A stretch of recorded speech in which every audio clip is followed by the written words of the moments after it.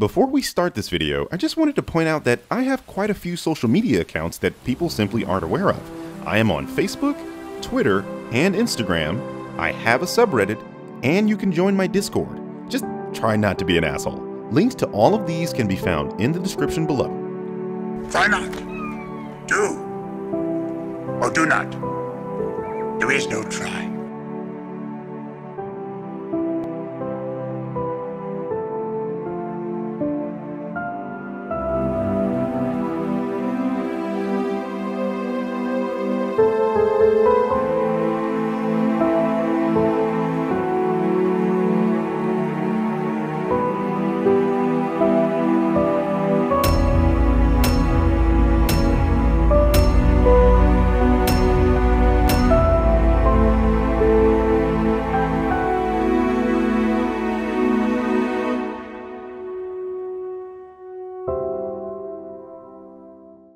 Alright, let's do this one last time. My name is I was bitten by the urge to send CinemaSins, and for the past 2 years I've been the one and only Birdman. Oh, and 15 cents for even thinking of sending this movie. Hey, that's how the last movie started. Says the guy that begins every video like this.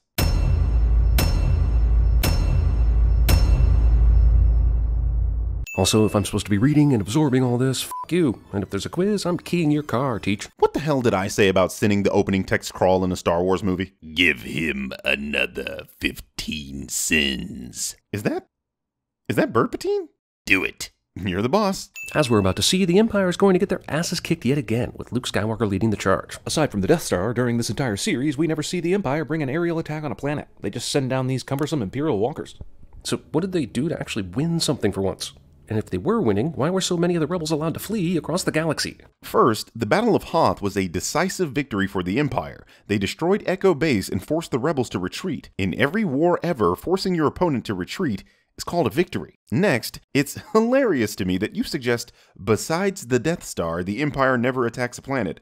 Hello? Anybody home? Think, McFly. The Death Star was the only weapon ever capable of assaulting a planet without sending troops down to it, and it was destroyed. What the hell do you expect them to do here? Okay, so this is a remote ice planet, I'm assuming, where no one really lived before, because it's colder than f***. But the rebels came here and then found, tamed, and learned how to ride the indigenous Tauntauns, and built a whole base inside the mountain in 3 years, and no one from the Empire had any idea. Don't you think this was a little like the Oregon Trail for a while? You have died of dysentery. You know, it's kind of annoying how you spout verbal diarrhea, asking multiple, only tangentially related questions, and then treat those questions as sins. It makes it really difficult for anyone to think about what you're saying, let alone provide an answer.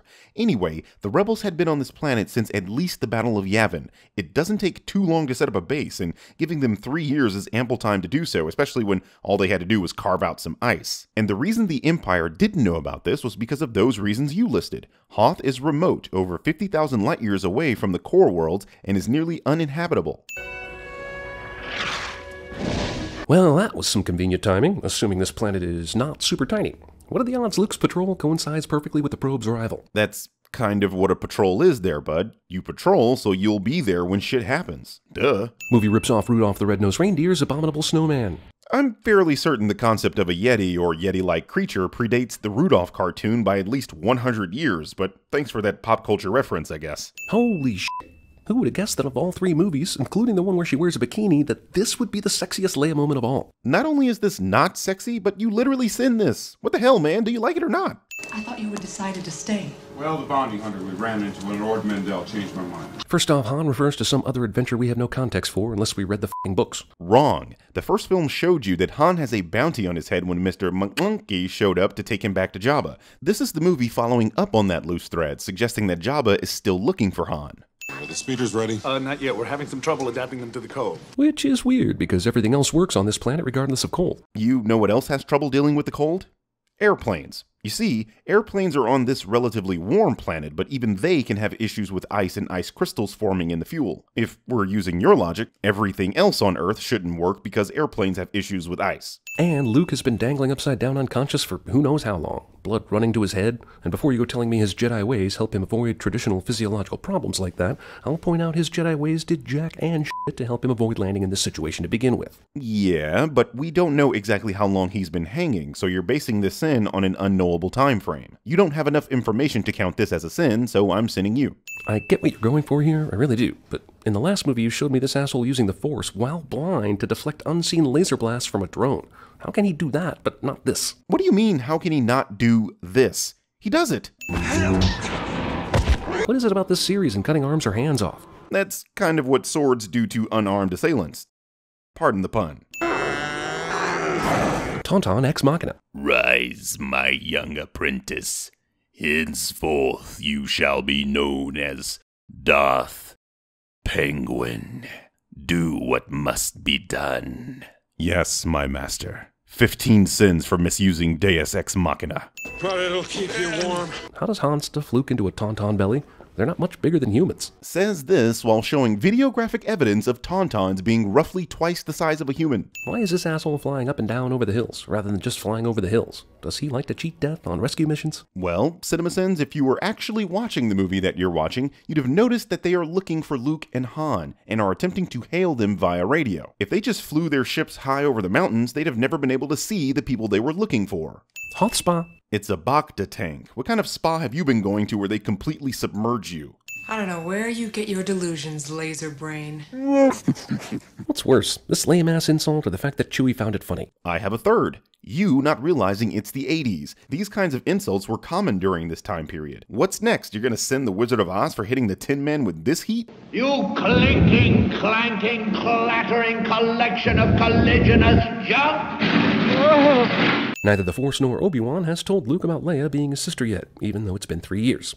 This must be a massive, very dark practical joke. Who knew that Leia would kiss her own brother to make jealous the person she actually loves? I mean, not even the entire state of Alabama saw this coming.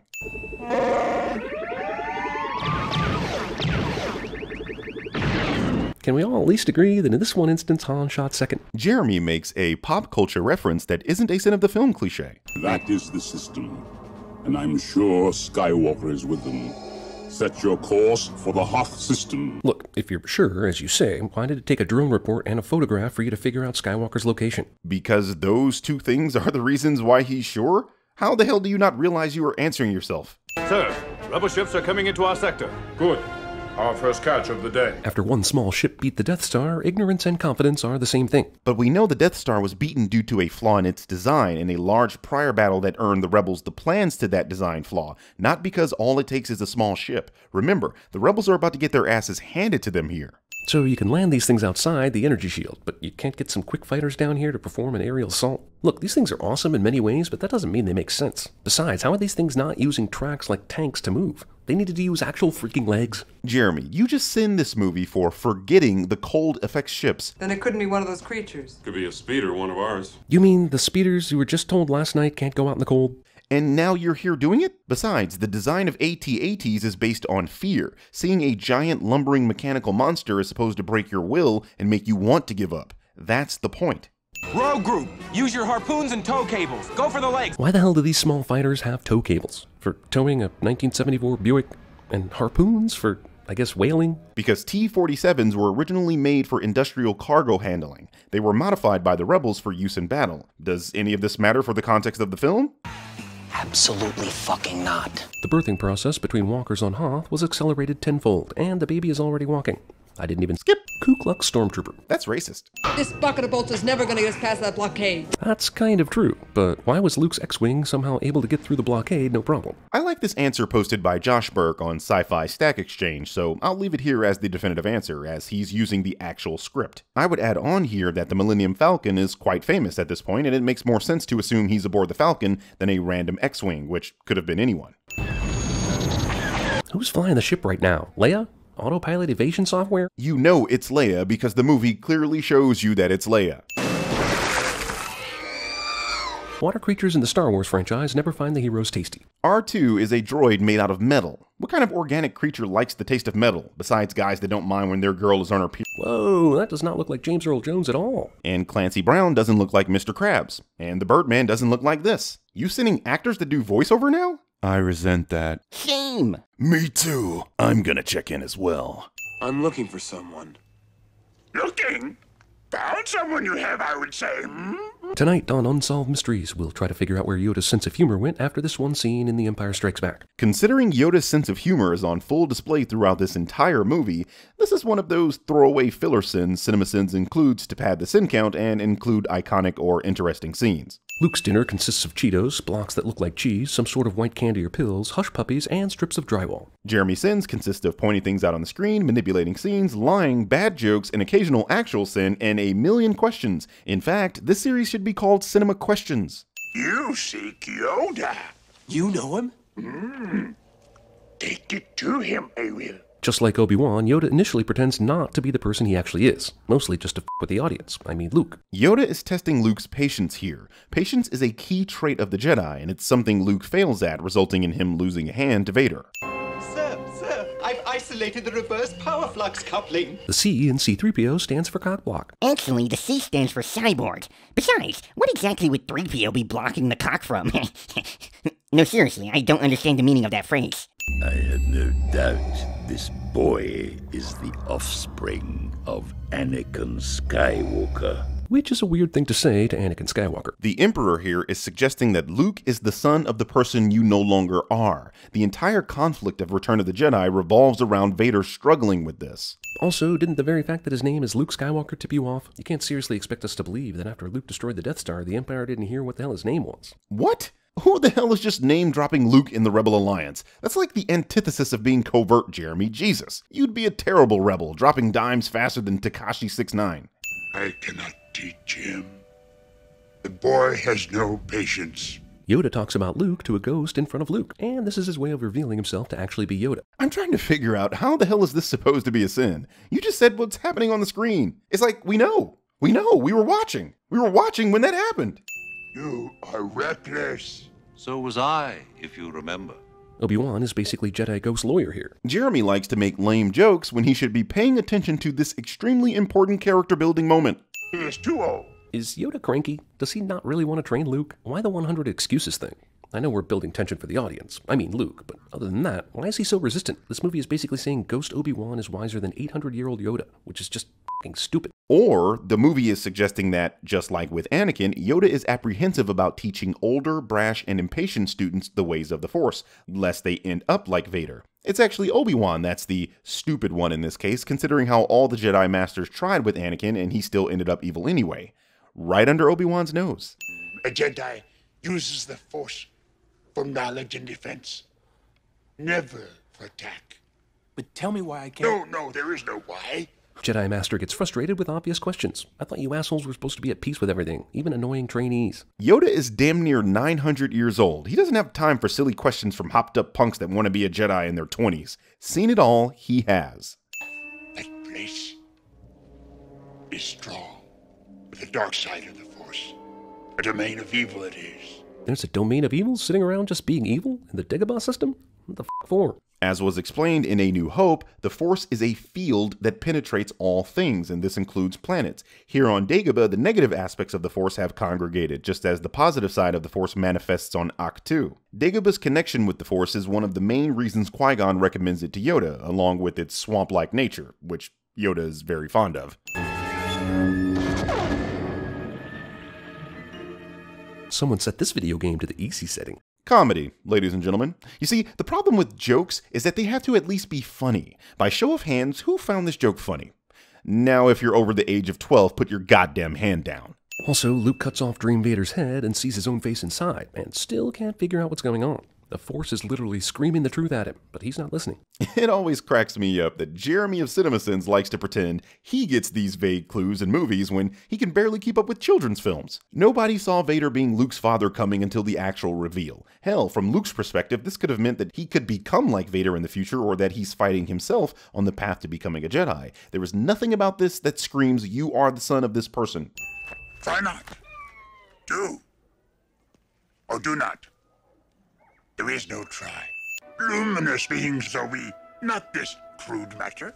Yoda breaks the teacher-student boundary rule. Here is another example of CinemaSins giving us filler simply because they wanted to include an iconic scene in their video.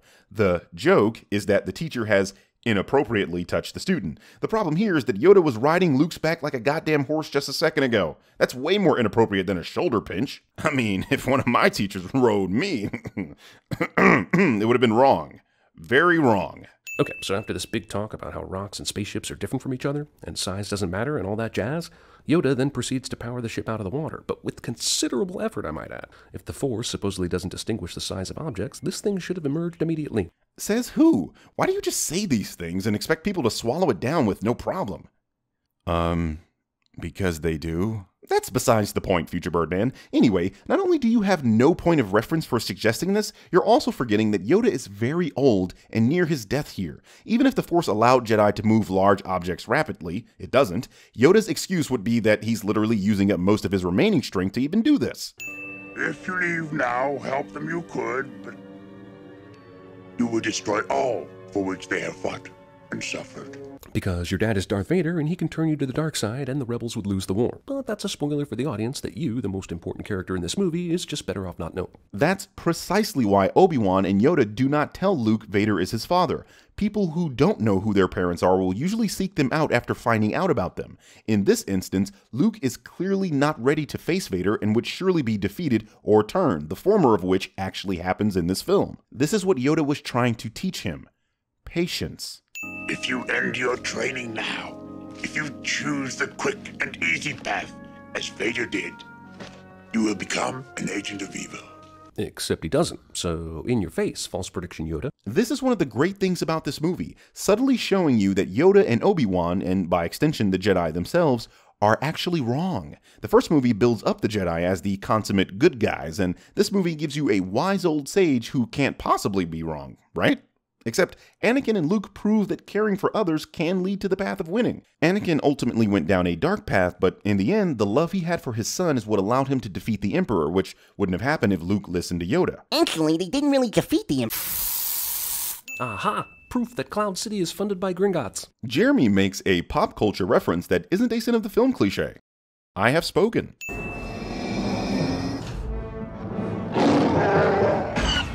I'm surprised Vader didn't shoot Han first.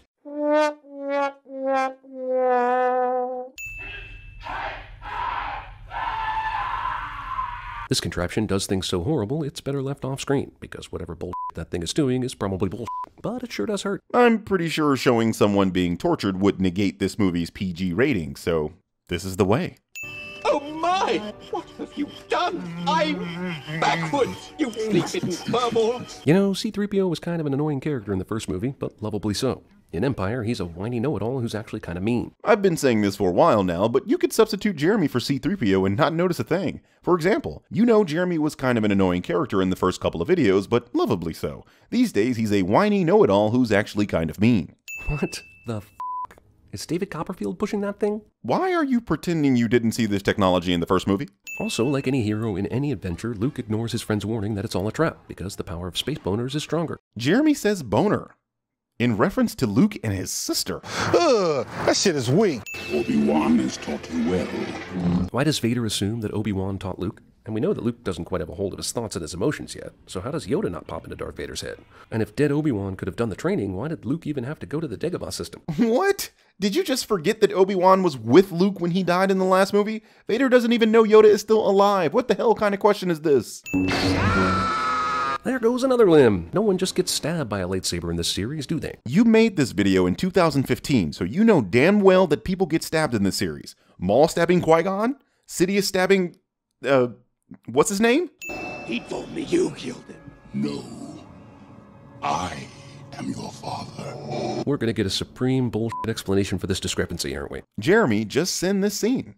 Search your feelings. You know it to be true.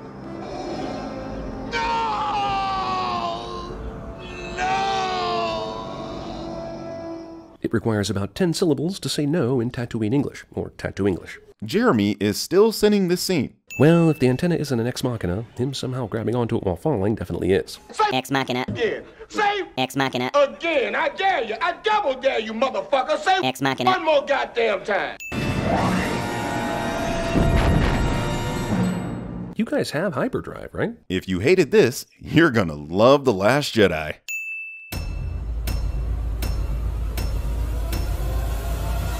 You said they'd be left in the city under my supervision. I am altering the deal. Pray I don't alter it any further.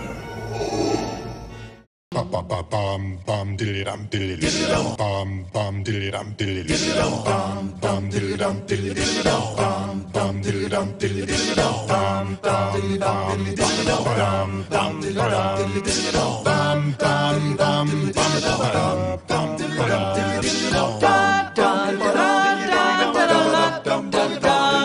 diddly dum bum